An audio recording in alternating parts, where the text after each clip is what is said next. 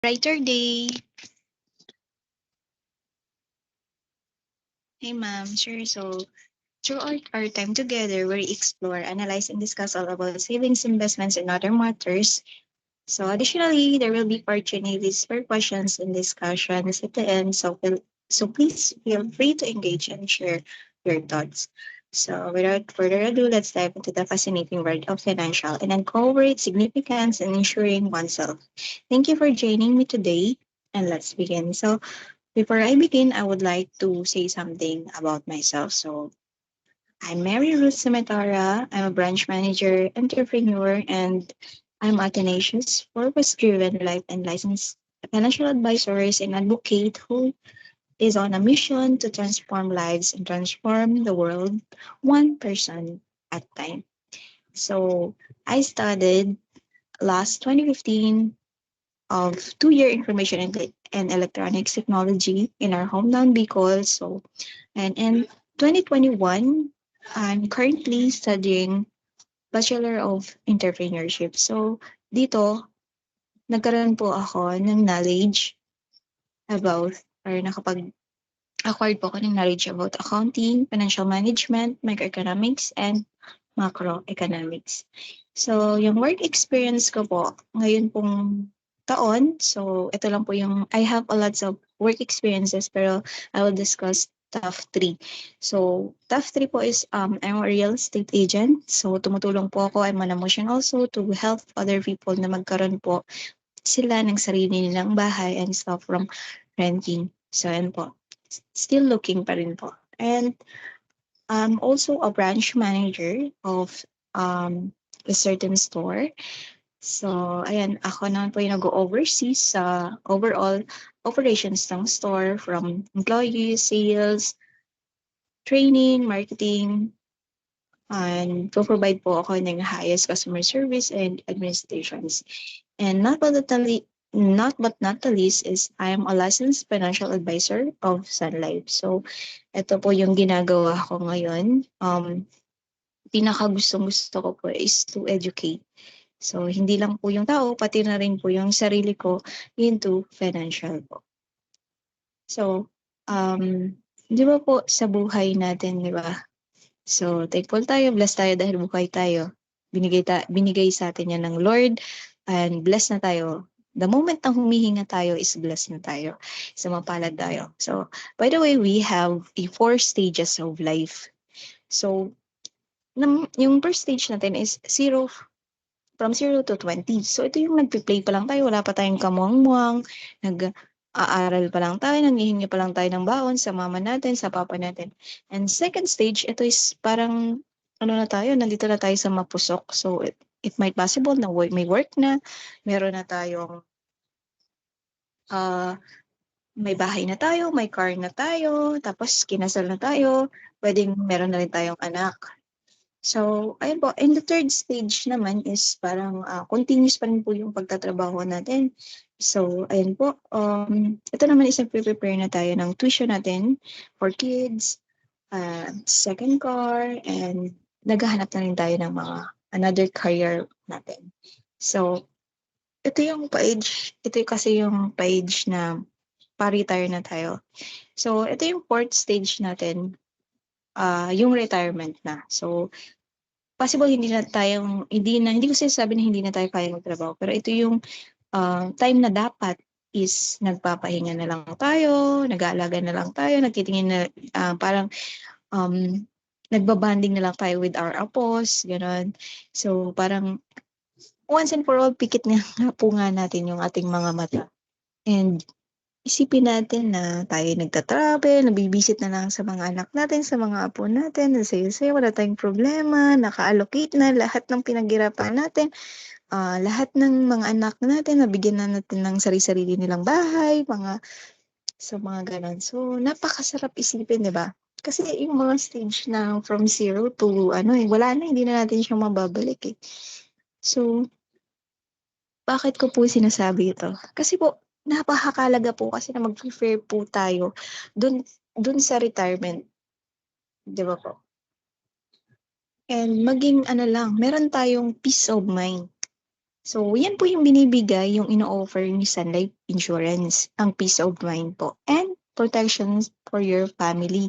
So, si Sun Life po is nag-operate siya sa Canada last 1865 and dinala siya sa Philippines noong 1895. So, 129 years na po si Sun Life sa Pilipinas and nananatili siyang number one life insurance company in the Philippines. So, marami siyang bansang operates po, kamukha ng Canada, United States, Hong Kong, Philippines, Japan, and many more. So, si Sun Life siya yung provider ng wealth accumulation and protection products and services, individuals and corporate partners. So, si sir po ba or si ma'am nagbomotor or naka-car na po? So, sa pag nagmumotor tayo, kailangan nire-required talaga tayo mag-helmet, di ba po? And then sa ano naman, sa car naman, nire-required tayo mag-seatbelt. So, ang life insurance po is sinisave niya naman po yung family mo. So, your protection for your family. So, sa buhay po ba natin, ano yung mga competitors natin? Diba? Kung sa mga negosyo may competitor, ang buhay po natin may competitors. Number one po dyan is yung sickness. Diba? Sino po ba yung gustong magkasakit? Diba po ayaw natin? Kasi kapag may sakit tayo, hindi tayo nakakagalaw po eh. And disability, ganun, hindi natin naasahan. Kasi yung accident, di naman natin siya, wala na may kagustuhan eh. Old age, hindi natin mapipigilan. And worst to worst, knock on wood, yung death. Alam naman po natin na darating tayo sa death eh. So, ayun po, ang tanong, handa na ba tayong mamatay? Inisip kasi natin eh, kahit sa kamatayan, inisip natin, paano yung maiwanan ko? Paano yung mga anak ko? Paano yung mga sinusuportahan ko, di ba? So, tayo po is nagtatrabaho tayo. Nagtatrabaho tayo para may panggastos tayo. So, yun yung expense. Okay? So, ito yung mga, kung sakasakali po yung sinabanggit natin sa apat, yung old age, which is retirement, yung disability, yung sickness, and yung death, kung sakasakali pong mangyari po ba sa atin or sa breadwinner ito, saan po sila kukuha? Sa income po? So kapag po may sakit, paano na po? Wala na yung income. Wala nang papasok na income kasi may sakit eh. Kahit nga tayo may sakit, gusto natin pumasok, di ba po? Kasi inisip natin yung kikitain natin eh. So yan po yung kahalagahan ni Sun Life. Just in case man po, just in case na merong mangyaring mga ganito pong senaryo, so parang pong si Sun Life, payong siya eh. Siya yung sasalo sa mga gastos na ito po, yung old age, disability, death, and sickness. Siya po yung nagiging safety net po natin, especially sa mga breadwinner. Yan. So napakahalaga talaga. Life insurance is against all odds.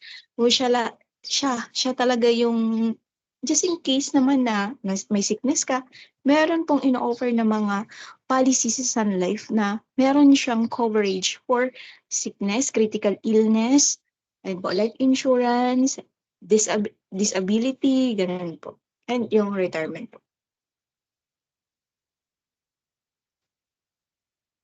So, let's say po, kayo po ba is, alam ko mahilig tayong tinuruan tayong mga Pilipino na mag-save po tayo. Tinuruan tayong mag-save. So, this time po, papalawakin lang natin yung tinuro natin. So, let's say meron kang 5,000. Example lang po ito. So, yung 3,000 is-save po natin for emergency fund. Ayan. So, enjoyment fund, short term, kung gusto nyo pong mag-travel or something, may mahuhugot. Yun po yung short term or yung ito po yung mga dine-deposit natin sa bangko, sinisave natin sa bangko. So ano po kaya kung doon sa 5,000 or sa sinisave niya po is kumuha tayo ng kahit konti, kapurot lang po. Ililipat lang po natin sa kabilang bulsa. Para lang po meron tayong income protection, critical illness coverage, hospital, income benefit, and meron din po kasi yung mga insurance ngayon, Sun Life na BUL na nagkakaroon na po din ng investment or dividends. Pero hindi po siya guaranteed. Kasi nakabase po siya sa, minsan po kasi yung economics may inflation, may deflation, ganun po. So, ito naman po is minamanage naman ito ng professional fund manager natin. So, nung nilipat natin po yung 2,000 doon sa kapilang bulsa, Kaninong bulsa po siya napupunta? Di ba sa atin din naman po? Kaibahan lang po is may protection tayo. So, tatanungin niyo po kita, nalaman niyo po lahat yung kahalagaan ng Sun Life sa buhay natin. So, kayo po tatanungin ko, when is the best time to buy life insurance? Number 1 po, kung breadwinner po kayo, may mga umaasa po sa inyo. Gaya nga po ng sinasabi ko, especially ako, ayokong nagkakasakit ako kasi sayang po kasi ng kikitain ko eh. So, if ever na hindi na ako makapagtrabaho, paano ako? Di ba po? So, yun po yung kagandahan ni Sun Life. Na meron kang naka-ready po. Number 2 is when you are young and healthy. Bakit ka po? Kasi kapag habang bata ka, mas mura po yung insurance and mas highly ang chance na ma-insure ka agad. Lalo na kung non-smoker po kayo. So, ito po kasi yung coverage po or yung premium po na binabayaran. Isa ka depende po sa edad po and sa health niyo po, kung non-smoker po kayo or smoker po. And number 3, pwede naman po, when you are older and still have commitment. So, take nyo na pong nalaman and palagay nyo po na meron pa po kayong kailangan na mga commitment pa po kayo. So, si Sun Life naman po is, pwede naman po, insurable naman po hanggang 80, mga ganun po. So, depende po, again, depende po yun sa